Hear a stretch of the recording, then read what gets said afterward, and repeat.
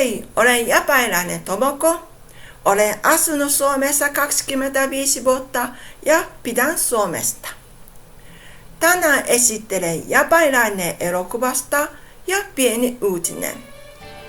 Sen elokuvan nimi on Henkien kahvila Extra. Japanissakin koronan takia elokuvateatteri oli kiinni ja 15. kesäkuuta auki pikkuhiljaa. Henkien kahvila Extra on ensimmäinen sija 3 peräkkäisenä viikkona. Tämä elokuva saanut paras työpalkinto Monacon ja Ekon kansainvälinen elokuvafestivaalista, myös saanut kultapalkinto Houstonin kansainvälinen elokuvafestivaalista 2020. Tämä elokuva kertoo, että kahvila Extra tarjoilija Sauri ratkaisee asiakkaiden ongelmia ja mysteerisiä henki-ilmiöitä. Myös tämä elokuva kertoo, että mielenlääke, joka houkuttelee elämää, onnellisuutta ja kurjuutta. Kuinka paholainen voi haittaa ja kuinka taistella paholaista vastaan. Siis tämä on todellinen manaajan elokuva.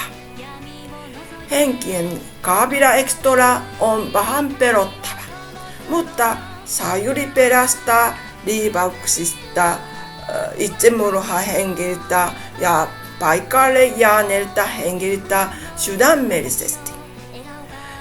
Hän myös antaa huomiota, pohdintaa ja toivoa ihmisille.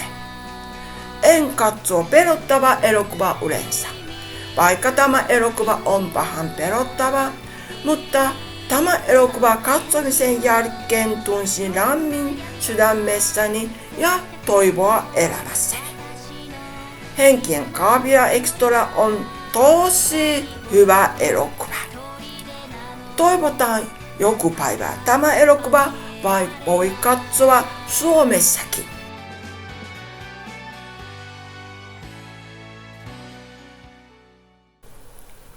Seuraava on pieni japanilainen uutinen. Sen on 1.